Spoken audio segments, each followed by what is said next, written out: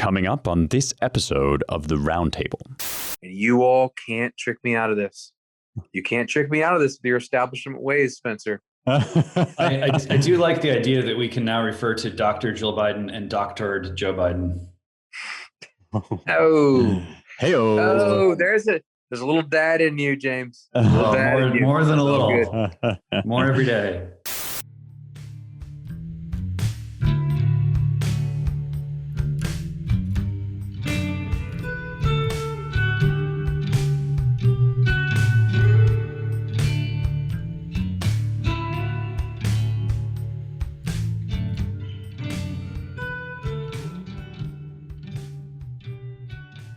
Hello, and welcome to this week's episode of the Roundtable. If you can't already tell from listening to my voice, I am not Ryan Williams, president and publisher of The American Mind, the Claremont Review of Books. Ryan is out today for a good reason. He's got a 65th birthday in the family, and he's celebrating that. But unfortunately, to the detriment of us all, that means that, as is our custom, I have grabbed the mic and staged a entirely benevolent takeover, not a hostile takeover, but entirely generous and benevolent takeover of this show. I am here. It is, as always, my delight and pleasure to be joined by founding editor of The American Mind, Matthew Peterson, executive editor of The American Mind, James Poulos, managing editor of The American Mind, Seth Barron, and I'm Spencer Clavin.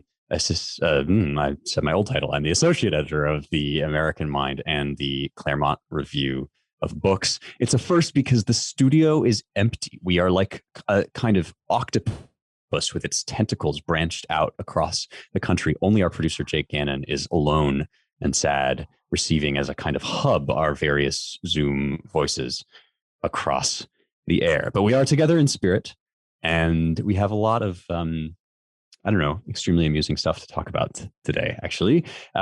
First and foremost, glimmers of hope, signs of life from California. The effort to recall Gavin Newsom proceeds apace. Last I checked, they had about 1.8 million signatures on this thing, and that's pre-verified. So the ones that will likely get screened out have already been discounted, and it looks very seriously like this recall is has a shot, at least, of doing something good in California. At the very least, Gavin Newsom has taken notice of it, which is a good sign. Here's a tweet of his from March 15th. I won't be distracted by this partisan Republican recall, but I will fight it. Not sure how you're going to manage that, Gavin. He says, there is just too much at stake. Then, if you click on the link, you will really find one of the truly spectacular artifacts of American political rhetoric, I think, in my recent memory, at least. This page is called stoptherepublicanrecall.com. It's emblazoned on the front with "Say No to the Republican Recall," behind which there flash images of Donald Trump, of the January 6th riot at the Capitol, of any number of images designed to kind of evoke this, talk about dog whistles, right? To evoke this like innate fear, or this deep-seated fear of QAnon, and like weirdly blending the idea that this is like a nationwide assault on Gavin Newsom rather than people within his own state, Republican and Democrat, being fed up with his just absolutely insane and sort of hypocritical lockdown orders. This idea that this is like all of the Republican Party, but sort of like superimposed over the idea that what the Republican Party is the like most extreme, kooky, conspiratorial version of its caricatured fringe. So like this is truly, I think, like uniting a lot of what we've been talking about on this show, that sort of the simultaneous move of identifying Republicans with domestic terrorists and extremists, and then nationalizing the conversation so that any like grassroots discontent with a progressive Democrat politician turns into an evil, dangerous, misinformed conspiracy theory that was certainly not like really developed out of genuine concern or any sort of discontent with the politician in question. That's happening at the same time as Ron DeSantis, in the words of News 4, in the words of the sort of like normie legacy media, right? Ron DeSantis, governor of Florida, lashes out at critical race theory, in quotes. This is part of this attempt to sort of pretend that critical race theory is not a thing. It's well documented, of course, by our friend Christopher Rufo. And now DeSantis, in his latest kind of move to establish himself as the kind of tough on the radical left governor, has basically forbidden that critical race theory be taught by public schools. Our schools, he says, are supposed to give people a foundation of knowledge, not supposed to be indoctrination centers where you're trying to push specific ideology. So we wanted to bring these two guys to the table as kind of icons of this new like clash of the governors thing that's going on. And I'm interested really in what you guys think. I'm particularly interested in what you think about DeSantis, whether you think he's for real. I mean, conservatives are very wary of getting burned by people like this who have this sort of glossy media aura and then turn around and just squish out at the crucial moment. And yet DeSantis has kind of really a couple times put his money where his mouth is, this effort to, you know, really fight back against what he calls toxic propaganda. That's the sort of critical race theory in schools, which is currently, as we speak, leading campuses to like segregate by race and socioeconomic class, right? Do you guys think he's for real? What's your take on DeSantis and this whole clash of the governors? Yeah, he is for real. He's 100% for real. And in fact, what's going on with the recall in California shows specifically how and why he is real. When I saw the Republican recall meme starting to get pushed out, my reaction was, what Republicans? There are no Republicans in California anymore. There are about 5 of them, and they've retired to their antechamber. They're swirling their scotch. They're looking out at the sea, and they're waiting for the curtain call. So why are they portraying the recall as a Republican recall? And the answer is because the wave of dissatisfaction that has resulted in all these signatures has not come from like Cro-Mag Republicans crawling out of their cave and shaking their clubs at the direction of Sacramento. It is coming from disaffected Democrats. And the pool of people who are filling the recall with their signatures are the same disaffected Democrats who the party has been losing as a result of its drift toward the woke left. This is the same constituency of Democrats who over the past year has started to think like, well, I'm not a Trump supporter, but it just doesn't seem right what they've been doing with these lockdowns. And like, well, I'm not a Trump supporter, but like, I'm just not convinced that like this vaccine is going to be healthy for me to take.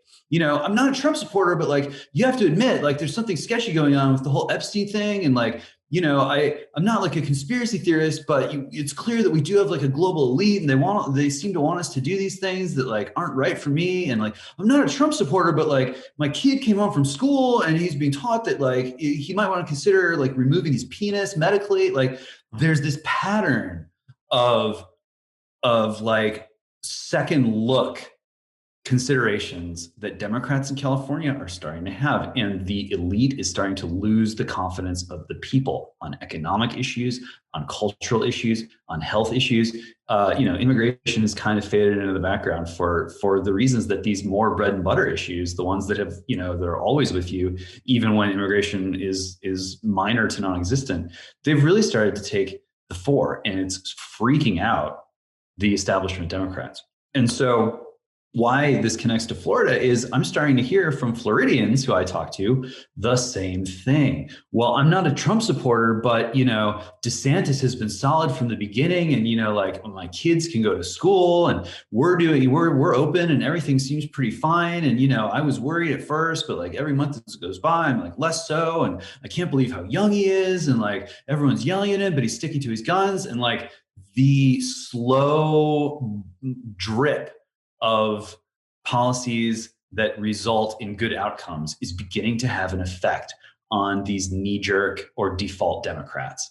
And default Democrats on the West Coast and the East Coast are both having the same kind of experiences where, whether it's because of the complete absence of Republicans, as in the case of California, or because Republicans actually have a shot at governing, as they do in Texas, it is starting to change minds and it is starting to change hearts, and it's got them freaking out.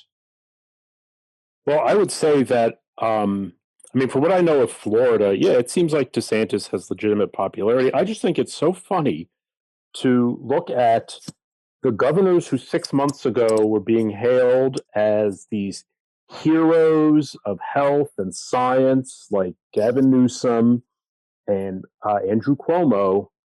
And I mean, if we had a recall, mechanism in New York, I suspect there would be a campaign to get him on it. But it's just amazing the reversal of fortunes versus DeSantis and Abbott in Texas, who seem to be riding high as their I guess it all comes down to COVID in a way. We had this bet, well, which is better, to open up or to lock down? And we're seeing that the lockdown didn't really have much, if any, effect on sickness. But let me ask you, James, to what extent is like homelessness and all of that also, like what's going on in San Francisco and Los Angeles? Is there a lot of complaining there? Is that also driving any of this? Or yeah, it's definitely a factor. I mean, the summer of revenge against whiteness was a factor too. And these are people who are not like white bread waspy, generic dads of the kind that I got to know and never felt like I shared a culture with when I grew up in the San Francisco East Bay before Silicon Valley took over. These are like Armenians, Persians, Koreans, like it is a vibrant and diverse coalition of Californians who are like, well, why am I supporting these people anyway? What do I have to show for the events of the past year and a half, things that have nothing to do with Donald Trump, nothing to do with Buffalo headdress man. It all is making an impact. And, and I think like I've been reading a series of books for a sort of longer essay, trying to understand exactly why the left is so mad at Silicon Valley. And, it's not just because Silicon Valley, in their imagination, resulted in Donald Trump being president, and they want to sort of exact some retribution on them for that. But I really think they are confused and frightened by how much of Silicon Valley culture is on the left, but is not captive to the left elite on the East Coast. A lot of these Silicon Valley, culture is sort of like new agey, spiritualist culture. And that used to be like guaranteed support in national left politics. And over the years, and it seems to be accelerating, a lot of these like new agey spiritualist, ladies kind of like 35 to 45, they have been at the front of the line to go like, well, maybe there actually is like a sex trafficking problem. And like, just because I like crystals and I live in Topeka Canyon doesn't mean that I feel like I trust, the vaccine, or that I trust, Eric Garcetti to keep me safe, or like that I trust, what I read on the news. And so we're now having like a couple of generations, and the greater the influence of tech on California, the greater it seems that this kind of new constituency of sort of loosey-goosey, spiritually lefty people who nevertheless are losing confidence in the left establishment at a dramatic rate. And so, yeah, it's been the riots, and it's been the homelessness. If you're like a cool, like older sort of hippie lady in California, you don't like any of this stuff. It's making your cool city gross and scary and full of like oogie male energy. And none of the people in charge seem to be doing anything about it except telling you that you need to like celebrate your womanhood more. It's just not working. But James, I mean, I don't know. Let's I mean, since we're there, let's do a little deep dive for people, beyond the headlines into California. I mean, I hear what you're saying. I think there's some limited truth though there, in that the virus still plays pretty hard with the crystal ladies, right? I mean, a lot of them are afraid of the virus, but all these other factors, so that keeps them in Gavin's camp because they believe in science as well as their crystals, science, quote unquote. I hear your point. I think it's true. I think that the kind of the subtext of what you're saying is this: Northern California is always been the site of the oligarchy, right? For California. In a way, LA has gotten the short end of the stick for a long time, especially since defense left. It was more conservative then. There was manufacturing. They actually made cars in California. And Musk was the last, and now cars are going to be made in Texas and not California. But Northern California is the site of the oligarchy. So, Gavin Pelosi's nephew, as we should call him, the five families, 4 or 5 families run San Francisco. And the fact that you could never, even when Republicans were winning, you won by getting a certain percentage of the Southern California vote. There's 2 main population centers in California. The rural area, I'll have you know, if you're in the audience, is still very much, a lot of them voted for Donald Trump. There's millions of Republicans who are Trump supporters in California in the rural counties, just like there are throughout the rest of the world. But in the main urban areas, Northern California was always closed off to the right. Southern California has always been different. And it's not that now it's Republican. Right now, everyone, the plurality is more independent when you think about who matters in California. And I think that's the demographic James is talking about. And they tend to be, Topeka Canyon, not Woodside and not Redwood City. They're in Southern California. And what's really what people in the state don't realize is Southern California, LA County still had kind of a based law enforcement. I mean, they had a Hispanic sheriff who is not with the narrative. They had elite control in LA County that's corrupt, but it's very much like kind of Chicago corruption. It's tied to the people. And what's changed, I think, in the last 9 months is that people like the DA and the weakness of people like Garcetti, it started to wear thin in LA County. So in LA County, when you got this lockdown on restaurants where even libs are swearing on Twitter saying this is ridiculous, you're killing all of us. And you got all of a sudden a DA backed by Soros coming in doing crazy stuff where Democrats I know and others in the DA's office are freaking out. He just got rid of he's getting rid of all the people who attacked the gangs in LA County. Gascon, the DA, is completely allied with BLM and all kinds of terrible people. Crime is skyrocketing. Since I've left Pasadena, I have friends telling me about shootings going on, places there were never shootings before. My wife was telling me the other day, like next door, right from where we left in Pasadena, which is one of the more conservative, quote unquote, areas of Southern California. You got break-ins happening during the day while people are home. This is a society that's slowly falling apart. And I think the other layer on top of what James is saying is Southern California is starting to feel it.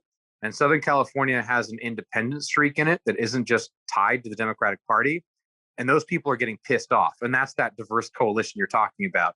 You got middle-class people who are Armenian, who are Korean, who are whatever. They're not very ideological. There's no Republican infrastructure to speak of, but they're more like independents who kind of vote Dem. And now all of a sudden they're looking around going, this isn't working for me. And I'm done with this. And I guess I'll just end with this. I don't think it necessarily means there's any hope for the state. There's no powerful infrastructure that's going to push back against the corrupt cartels that run it. But is Gavin in trouble? Oh, yeah. Gavin's in big trouble. And there's a process in place that's not going to be stopped for years that's negative. And Southern California has begun to feel the pinch of this, and it's going to get a hell of a lot worse in the next 5 years.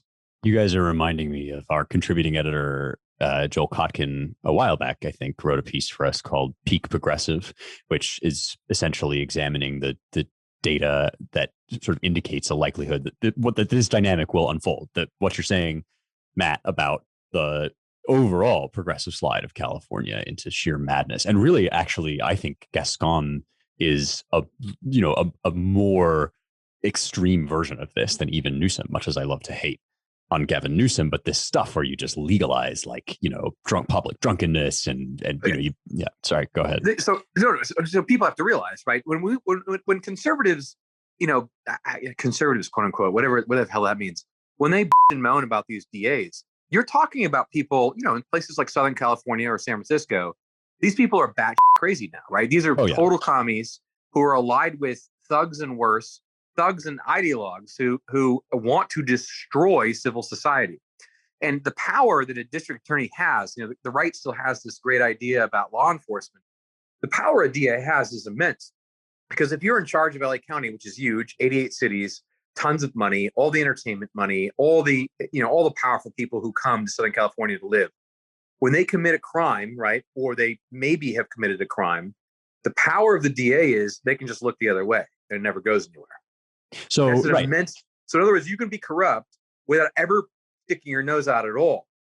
And once you start to do that, you allow certain things to grow over here and over here where there's just unlooked for spots. And what you're saying with Gascon is absolutely right. This guy isn't, Gavin Newsom is still part of, he's like Kamala Harris.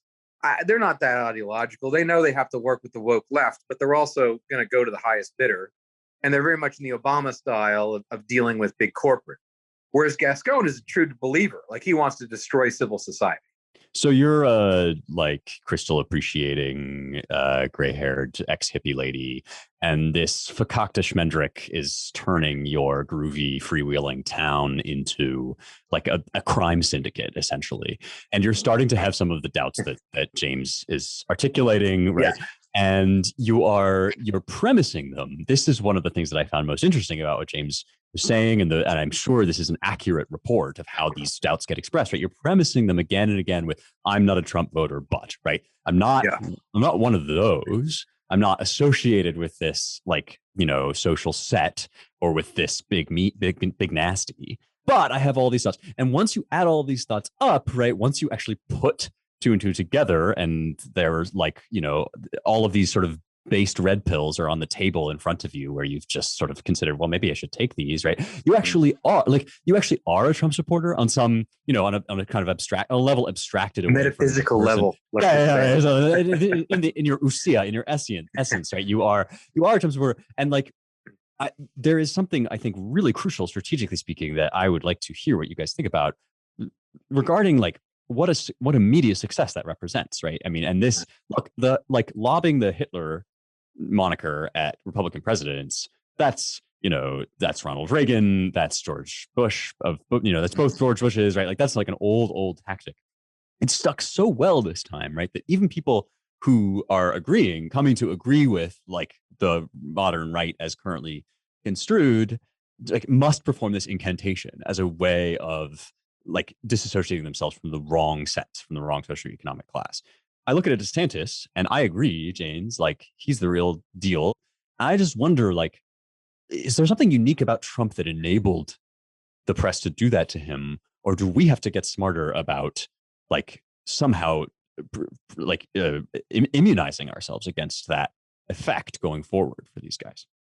Well, Trump's first political office was the presidency, and I think that colored everything that his presidency was and how he was received. And a guy like DeSantis has been around the block in ways that Trump had not been, certainly when he was elected. And I think that's a feature of what's going on too. But just to circle back one last time to California, I mean, I think there's a misconception that Hollywood is quite as monolithic in its beliefs as it seems from watching, the dog and pony shows where they put the cameras on and they come out and sort of deliver their pieties and accept their awards. There are a lot of people in Southern California who genuinely identify in their hearts as free thinkers.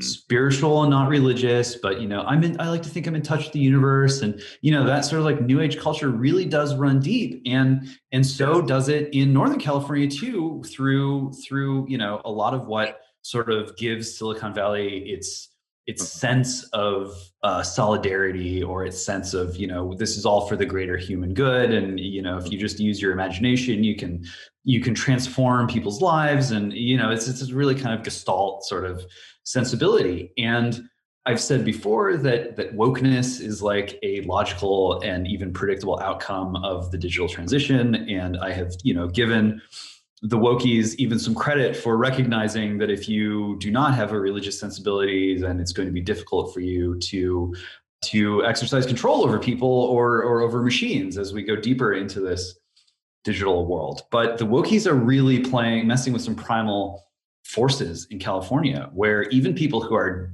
diehard leftists do not want to be told to kneel at the altar of anyone's religion.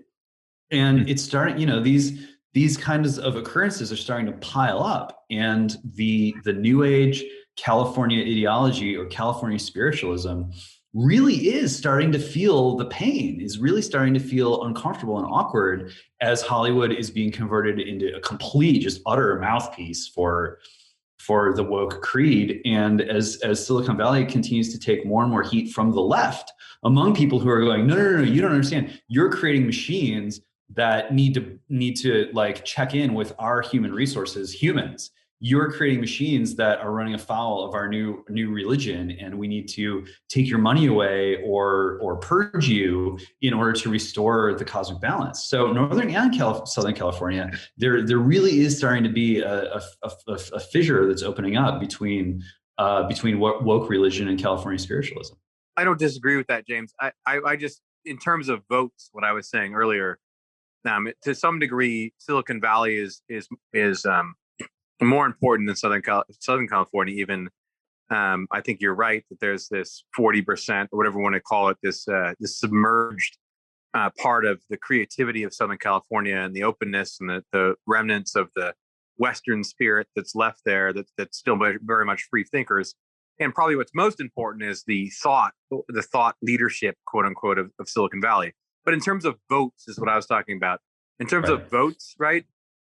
It's basically there's an actually Hispanic middle class in Southern California that was always the route to the governorship if you were a Republican, even when Republicans were winning.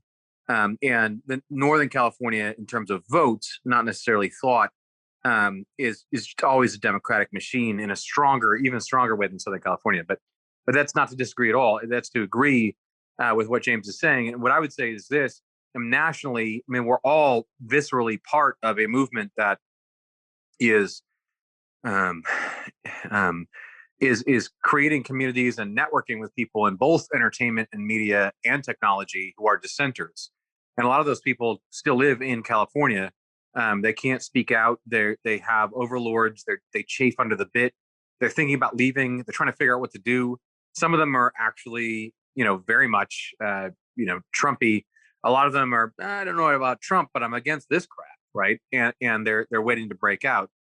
And what James is saying is absolutely right. I mean, it's a hell. It's a hell. If you think you live in a hellscape, in the middle of the country, the people who work, even if they regard themselves as old school libs in Hollywood, live now in, they live in the bottom of the clouds in Venus, right, on the ground, and they're aware of it, and it's awful. The environment is terrible, and they hate it. And they're sitting there, even as good libs who contribute to all the right causes, and they're going, when will this madness end? And it's not ending, and it's pissing them off. And in the meantime, the overlord of overlords, Gavin, everyone looks at him and goes, you're actually a complete D-bag, and I want you to leave. And so it's over for Gavin. I think it's also over for California. But these people are looking for a place to break out, especially the ones who are more right-leaning. And this anti-narrative, it's important. It's important. So I just wanted to end my comments on this section with a personal story that taught me a lot, growing up into politics. And so at one point I was commissioned by a shadowy private enterprise to go to a Southern California town, city, really, but a little bit out from the large urban areas. And they wanted to know like who was in control of the city and what the different groups were and so forth. And this is just, to me, a classic political consulting story. And so I went to a place, and there was a woman, as very much as James describes, and she owns like kind of the town coffee shop diner that has literally crystals, right, all over it. More deserty, deserty crystal. And she's total like, cougar age. The sun has cracked her skin. And she, she's there, and she is a woman of some means in the town, and she's got her crystals, and she's the owner of this store. And we go to her, and we're graduate students bearing gifts, which you should always look out for if you're in charge of anything, because generally they're getting paid by some consulting firm to do what we were doing, which was to ask her questions about how the town operated. And so she looked at us and she said, well, where are you from? I said, well, we're from Claremont. We're Claremont graduate students, and we're doing a research project quote unquote, on this town, which was true, but not the whole truth. And so we had this conversation with her, and she thought that because we were from Claremont, from fancy grad kids, we were on her side, right? So she's like, well, yeah, and Bush and the Iraq War and all these things, and Republicans, and they're terrible. And we're kind of like, yeah, okay, we keep on going. And then she starts talking about local politics. She makes very clear she's a progressive woman of means. She has her crystals. She believes in magic/science. And then as soon as we started talking about local politics, without any apology, she just goes, well, the problem here is these people don't understand how business works. The taxes are ridiculous. and goes off into a diatribe that sounded like it was ripped out of the pages of the Weekly Standard at the time. And that, ladies and gentlemen, is what local politics is about. And because there's a completely different element to your lived life, right? Where you're actually dealing with the effect of these regulations and so on and so forth. And the fantasy that we talk about on this podcast of national politics and everything else dissipates. And I think that the realistic circumstances that people have been pushed into are regardless of what's going to happen nationally or what's going to happen in California, it's leading them to go, I am done with Gavin Newsom. Yeah, that's great. That's a fantastic story. We should transition to our next topic, and you guys have actually teed me up. It's almost as if I had asked you to do so, which I did not. But you teed me up for this because as you're talking about Hollywood and the spirit of it versus the sort of national image of it, the Grammys happened. I don't know if you guys were aware of this. I certainly was not until I saw, as if sort of plastered onto my eyeballs, I saw a million images of Cardi B gyrating on stage, because WAP was a big part of the performance, and this was grotesque and hypersexualized. Everybody was talking about it on Twitter. Very few people had actually seen the ceremonies, and I know that because here's a report from Adweek: Grammy ratings plunged to record low as award shows COVID struggles continue. So another great framing, right? This is COVID. It's all about COVID. It has nothing to do with the fact that this is sort of bizarre and extremely degraded and degrading display of just self-prostration. No, it's COVID. But this was a 53% drop in ratings, just 8.8 million total viewers compared to the 2020 audience of 18.7 million, which was already, as I understand it, not particularly high in the context of the show's history. One more statistic that I want to make clear about this before we go on is that despite all of this, right, the 63rd annual Grammy Awards earned $80 million to $82 million in national TV advertising. Our producer Jake pointed this out to me the other day, and this is to me, this is a fascinating indicator, almost like an encapsulation of where our culture is at, in the sense that the precipitous decline in actual quality of our most prestigious institutions and awards and events has not yet been, it's not yet been caught up to by the actual money and prestige that we afford to things. So things are getting money and prestige that attaches to their status from 10, 20, 30 years ago, when in point of fact, nobody likes them, nobody watches them, everybody is kind of put off by them. I would like to know whether any one of us have watched the Grammys, but then also, what do you make of this sudden, just the fact that they're so present in our consciousness while seemingly evanescent out of the people, nobody's actually watching them. I mean, I'm kind of surprised to hear that. I mean, I've never really, I'd always thought of the Grammys as being extremely boring. I mean, I guess they try to liven it up. I mean, I know people who watch the Academy Awards. I can't say that I know anyone who watches the Grammys. I mean, I suppose if you're, more into the music industry, you would. I assume the ad revenue is based on last year's numbers largely, the assumption that, however many people watched it last year will watch it this year. One funny thing that I heard was that, and this I guess is a new trend in award acceptances, is that Billie Eilish, this new performer, I think she's very young, she's 18, but she won a Grammy, and she said, oh, I shouldn't have won it. She's white. This should have gone to Megan Thee Stallion, who's black. Like, the whole thing was that it was undeserved. That clearly, now Megan Thee Stallion won 3 other Grammys, so it's not as though she was totally overlooked by the Academy or whatever it is. But this is a trend. I think Macklemore said something like this a couple of years ago when he won a Grammy, and he said Kendrick Lamar should have won it. And, of course, Kendrick Lamar went on to win a Pulitzer Prize. And Adele, I believe, made a similar statement. It's funny, this thing with, it's now this reflexive disavowal of grace, I guess. Like, oh, I am unworthy of this honor. But, if they really believed that, they would have just withdrawn their names from consideration early on. Like, there's no reason why all the white performers could just say, yeah, I don't want to be considered. Only consider black performers. I guess that's not exactly what you were bringing up, but it's a funny wrinkle. It is a dilemma. Some performers are forswearing the Grammys. They say, I'm not going to do it anymore. I think Beyonce has won like 28 Grammys.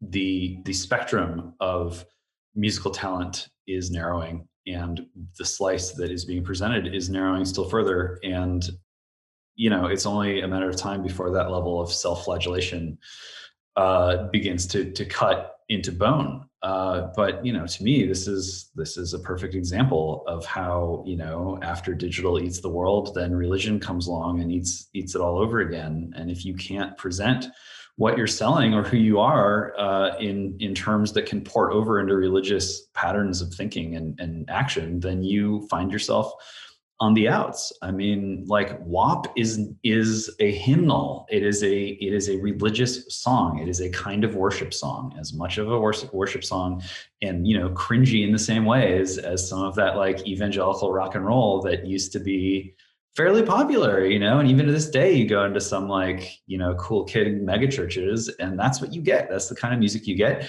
And what, from what I saw of the Grammys, that's what it was. It was the equivalent of a giant youth group playing like cringy Christian rock, except for like horny woke people. You're seeing this now with the debate, which is ever worsening, about the incel menace.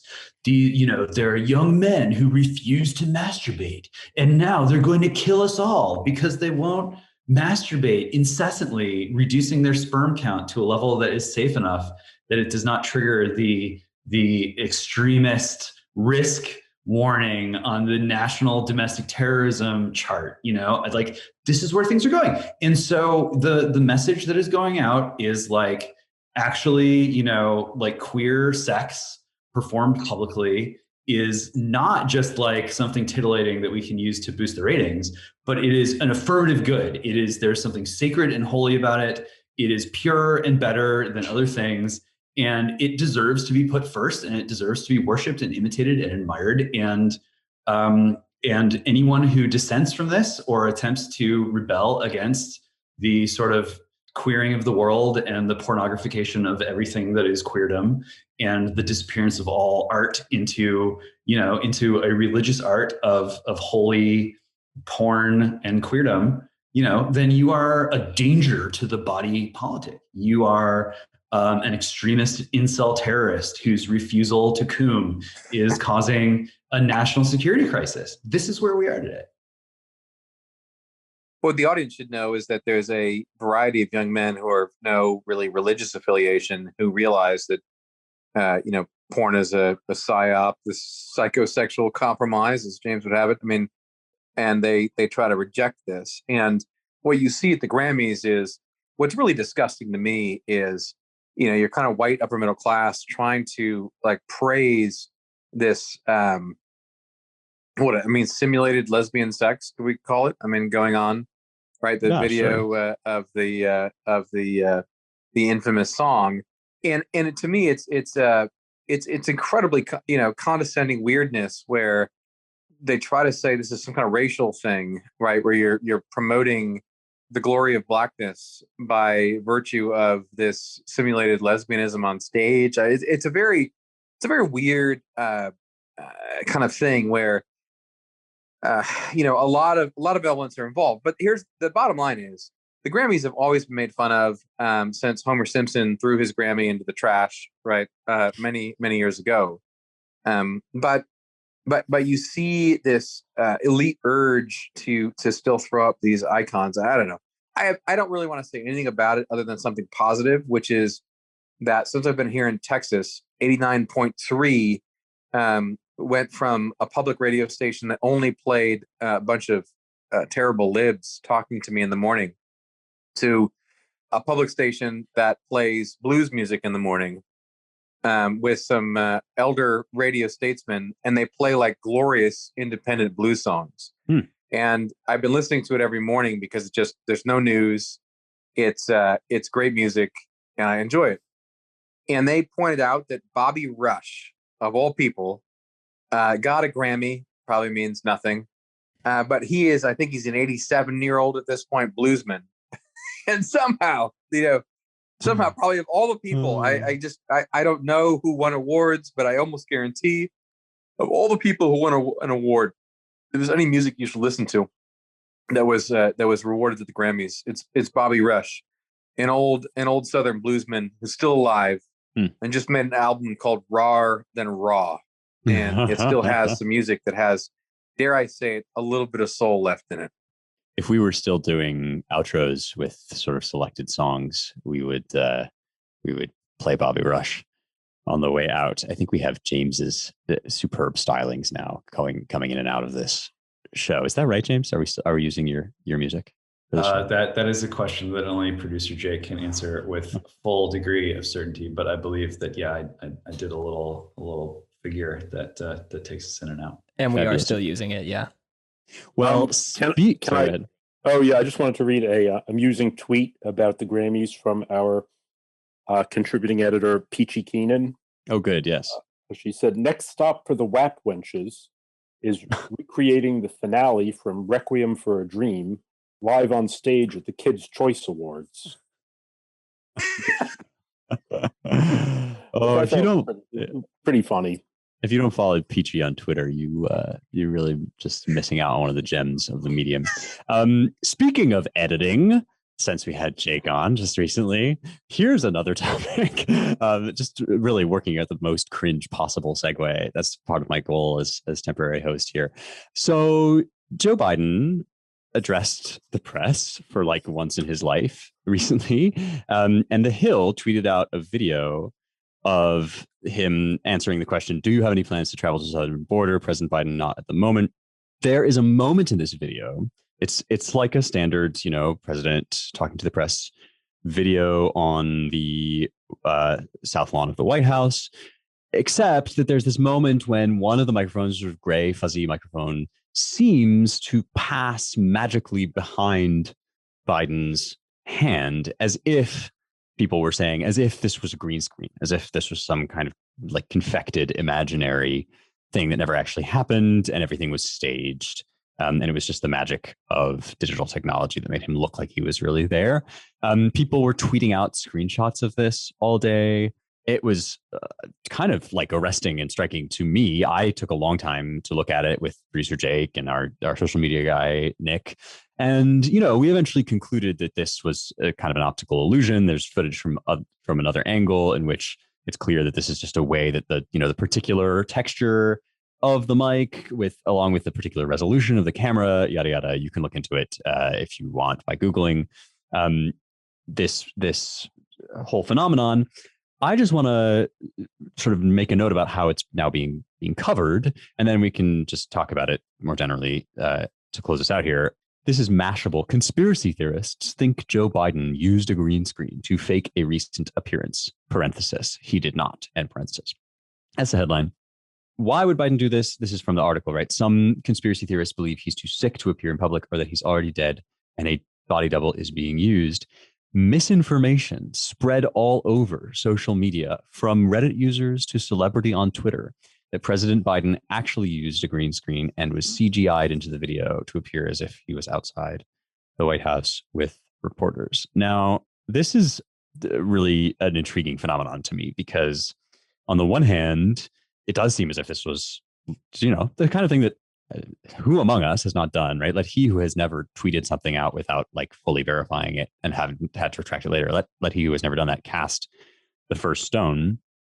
On the other hand, now this is being presented as like of a piece with a vast conspiratorial misinformation campaign, which, as we noted earlier, is basically like what the press now wants to portray the whole right as.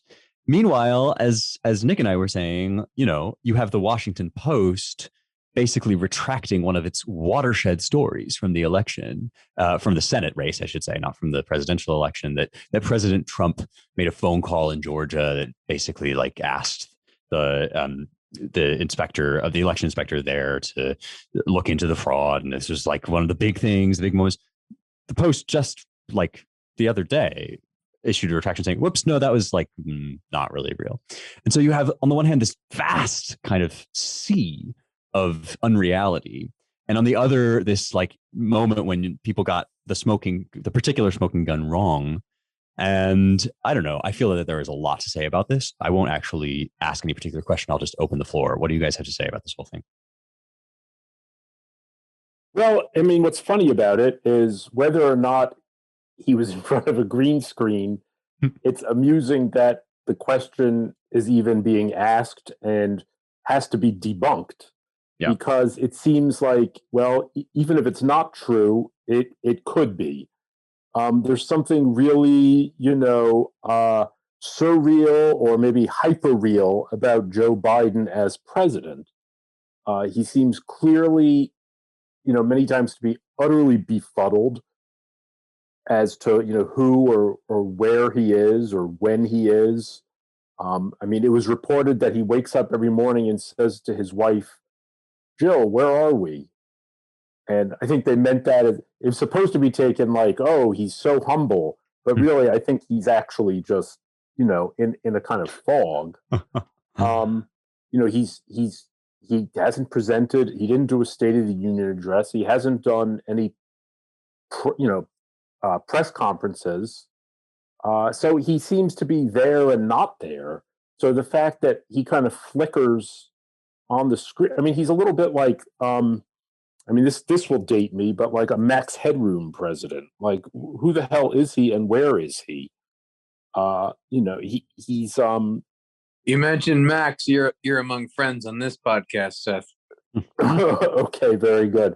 So it's just it's funny to think that he's so virtual and he's so thin in terms of his substance, that the idea that either he's being green screened in or or reality is green screened around him, either one, he does seem kind of like a simulation. The most transparent administration in history. You can see right through his figure as he walks by. No, but to be totally serious, I mean, this misinformation that he's in front of a green screen is absolutely outrageous. I mean, it's clearly a blue screen. I think that Joe Biden's spirit is already leaving his body. I mean, this is kind of like why we are here. Seth is right. If the guy had more of a corporeal form to him, it would be more difficult for people to laugh or take more seriously the idea that his image is being doctored and managed and manipulated. I mean, we have had spin doctors in DC for a long time, and images and video have been doctored for a long time. And pretending that this is not the case is ludicrous and it is unhelpful. This is an industry. This is a corner of American life that is as obsessed with imagery and propaganda and manipulating the reality distortion field as any. And for these clowns to lay that accusation at the feet of ordinary Americans who are trying to find something to chuckle about in this unremittingly grim moment of seeing like the weakness of this regime laid like unsparingly bare.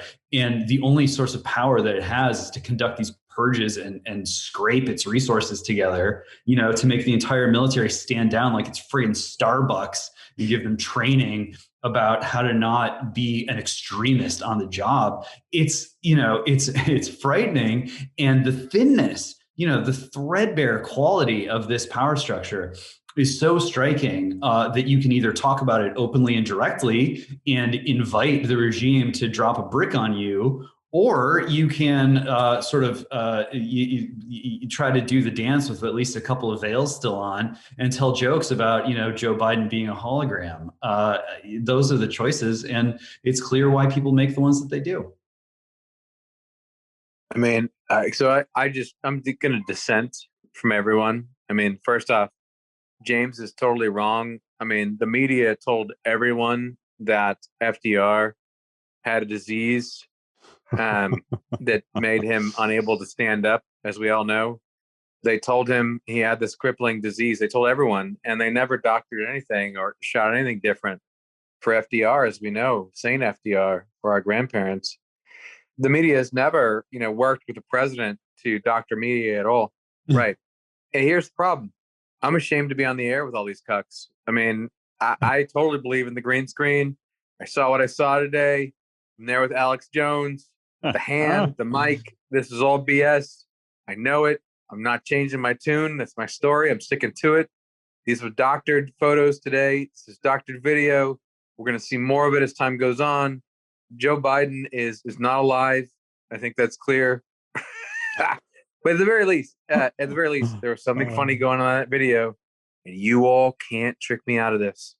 You can't trick me out of this with your establishment ways, Spencer. I do like the idea that we can now refer to Dr. Jill Biden and doctored Joe Biden.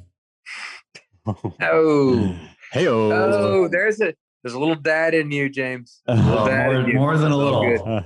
More every day. This is now the Dad Jokes podcast. The rest of the time will be devoted to dad jokes. If you guys have ever seen that shtick in which various celebrities read dad jokes to one another and try not to laugh, and the person who laughs the least wins, that's what the last segment of this show is going to be.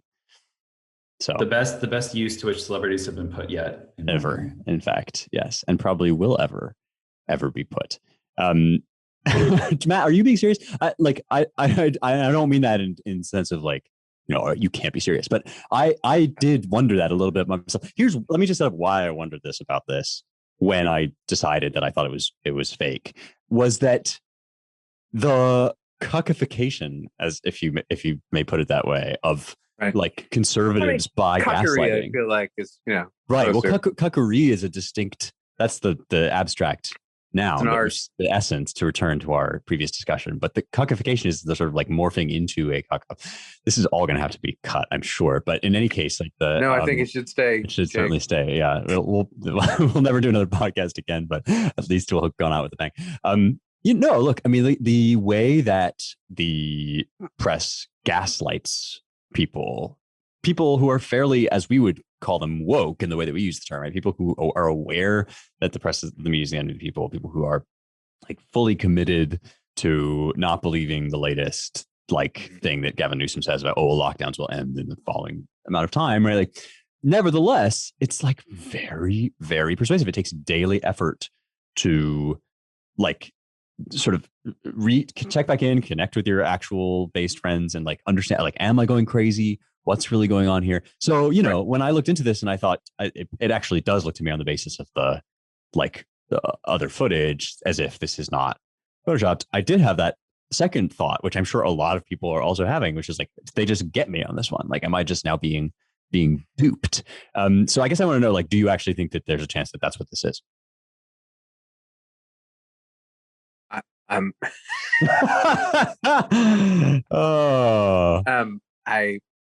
Look, I already called you all cucks for not realizing this was doctored footage.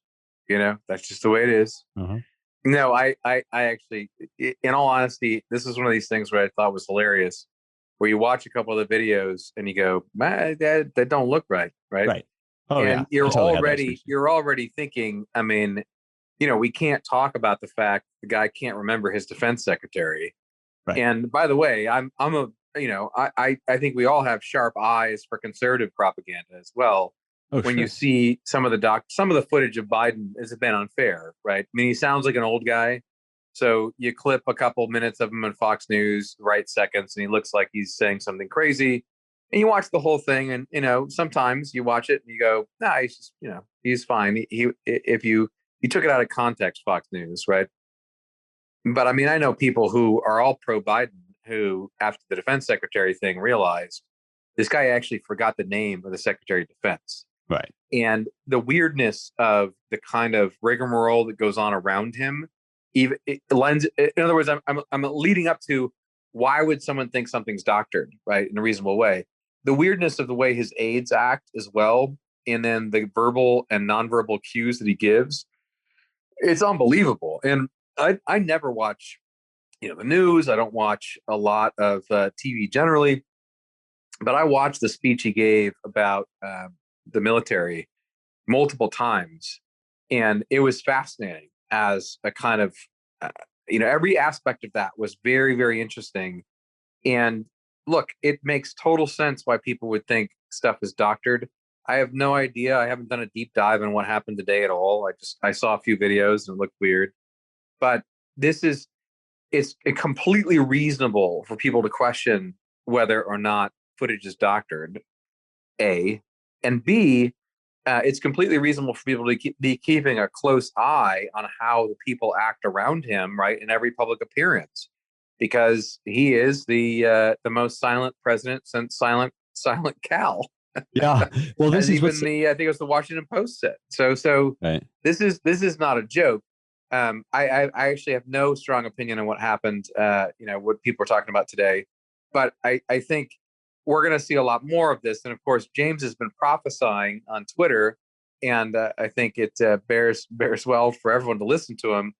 There's going to come a time where you're going to see the narrative being laid, and it's already being laid now, that for the sake of diversity, the greater good, and a number of other reasons, Biden may not be the best man for the job.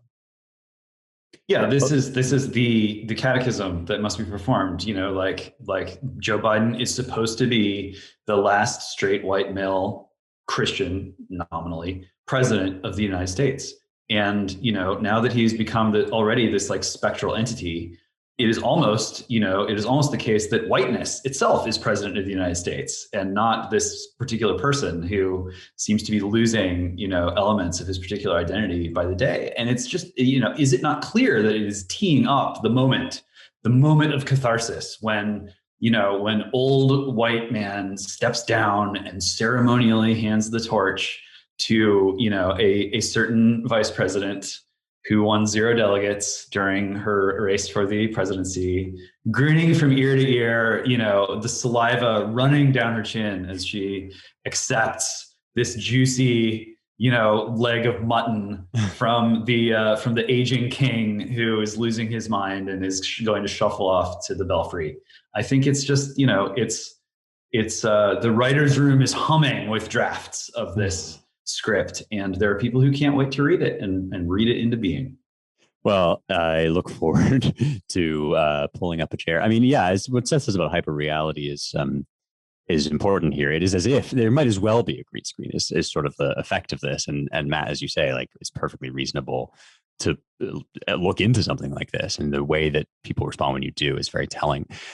We are out of time, and so we will close this conversation once more until next week, when we will see you all again, although I will then be booted out of my unearned and undeserved position as host.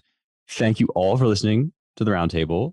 Please, if you wish to support our work, you are welcome and encouraged to go to claremont.org/donate. If you want to know more about our projects and our writing, visit our websites at americanmind.org, claremont.org, claremontreviewofbooks.com, and our brand new Washington, D.C. based, that's based in both senses of the word, Center for the American Way of Life at dc.claremont.org. I'm going to add one more plug, since if I don't, use this opportunity for shameless American Mind promotion, really, who am I and what am I doing here? Also, you should sign up for our Substack, which is americanmind.substack.com. It's called The American Mindset. Is where you get all the spiciest takes if you want even more of us. And how could you not, really, after this fine performance? If you want even more of us, sign up for the Substack, which as of right now is 100% free, although there are rumors in the air that it won't always be. Please rate, share, and subscribe at Apple Podcasts, wherever you get your podcasts. Give us a 5-star review to help support us. Thanks to the production and engineering crew, Jake Gannon and Annalisa Lee. And thank you all for listening. We'll talk to you next week.